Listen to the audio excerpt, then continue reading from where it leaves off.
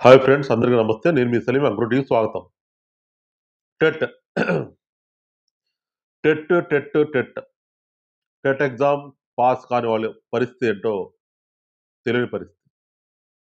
వాళ్ళు టెట్ కావాలని, టెట్ పెట్టడం వల్ల డిఎస్సి వాళ్ళకి లేట్ అయిపోతుందని, ఇలా ఒక అంతర్యుద్ధం జరుగుతుంది. ఆ ప్రయత్నంలోనే డిఎస్సి కోసం చాలా కాలం బట్టి వెయిట్ చేసే వాళ్ళు చాలా వేరే విధంగా తీసుకుంటున్నారు దాన్ని.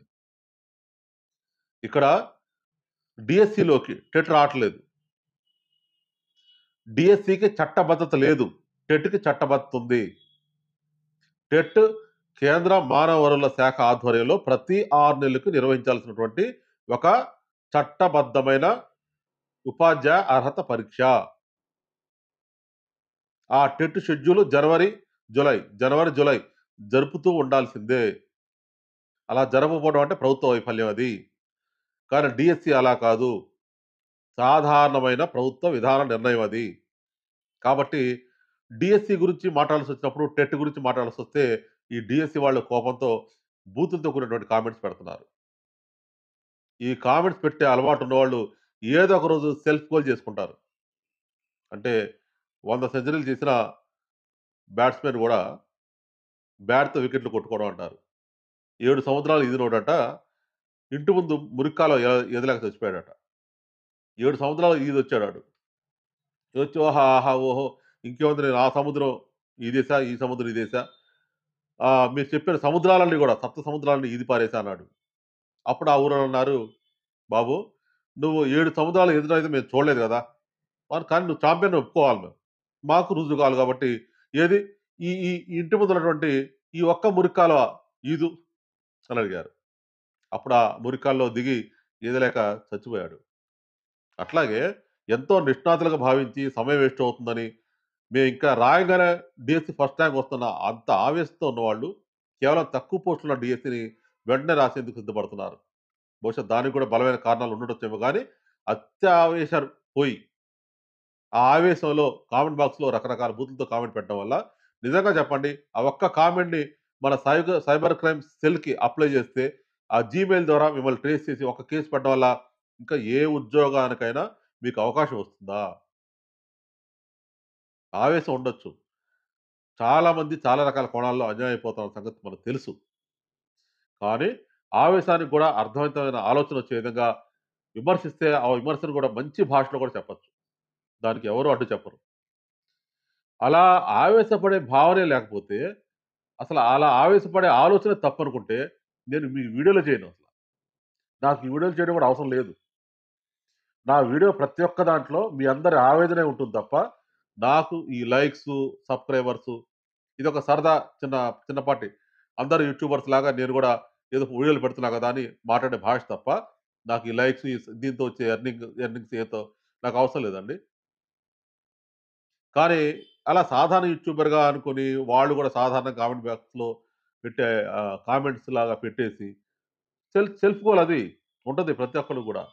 అలా ఆ వీడియో పెట్టే అతను మీ మీద కేస్ పెట్టినట్లయితే అయిపోతారు. ఇక టెట్ సంగతికొచ్చినట్లయితే, టెట్‌కి సంబంధించిన పరీక్ష అనేది ప్రభుత్వం దృష్టికి వినతిపత్రాలు బాగా పెరుగుతున్నట్టుగా సమాచారం. అయితే ఎంత పెరిగినా గాని డీఎస్సీ పరీక్ష ఎట్టి పరిస్థితిలో అది టెట్‌తో కలిపి పెడతారా? టెట్‌తో కలిపి పెట్టరా? అనేది మరి అది ప్రభుత్వం తీసుకుంటున్న నిర్ణయం. కానీ డీఎస్సీ పరీక్ష మాత్రం ఎట్టి పరిస్థితిలో ఏప్రిల్ చివరి నాటికో, మే రెండో వారం నాటికో పూర్తవ్వాల్సిందే. ఎందుకంటే మళ్ళీ జూన్ నాటికి కొత్త అకాడమిక్ స్టార్ట్ అవుతుంది. అప్పటికి ఈ ఉద్యోగ పరీక్ష ఇంకా పెండింగ్ ఉన్నట్లయితే ప్రైవేట్ స్కూల్స్ నడిచే పరిస్థితి ఉండదు. ఇప్పటికిప్పుడు డీఎస్సీ నోటిఫికేషన్ ఏయండి. ఒక్క స్కూల్‌లో ఒక్క టీచర్ ఉండడు. ఏది ఒక 10,000 పోస్టులతోనో, 15,000 పోస్టులతో మీరు డీఎస్సీ నోటిఫికేషన్ ఏస్తే చాలా మంది టీచర్లు రిజైన్ చేస్తారు. ఆ ఒక్క కారణంతోనే చాలా సందర్భాల్లో డీఎస్సీ నోటిఫికేషన్ ఏయడానికి ప్రభుత్వాలు జంకుతాయి. ఎందుకంటే ప్రైవేట్ స్కూల్స్ అసోసియేషన్ గానివ్వండి, సాధారణ కారణాలు. కానీ కీలకమైన నిర్ణయాలు తీసుకోవడానికి ఇవే సూచిక. ప్రైవేట్ స్కూల్స్ అసోసియేషన్ గానివ్వండి, లేదా కోచింగ్ సెంటర్ వాళ్ళు కనీసం 4, 5 నెలలు గ్యాప్ ఉంటే తప్ప వాళ్ళ వ్యాపారాలు చేసుకోవడానికి కానివ్వండి, ఇలా కొంత రకరకాలుగా డైవర్ట్ చేసే ప్రతిపాదనలు తీసుకెళ్ళటం వల్ల ప్రభుత్వం సాధారణ నిర్ణయం తీసుకుంటుంది. దాని వెనకాల దురుద్దేశం ఉన్నట్టుగా భావించదు. ఎందుకంటే కోచింగ్‌కి ఎళ్ళాలన్నా, ప్రిపరేషన్ అవ్వాలన్నా కనీసం 4 నెలలు కావాలి.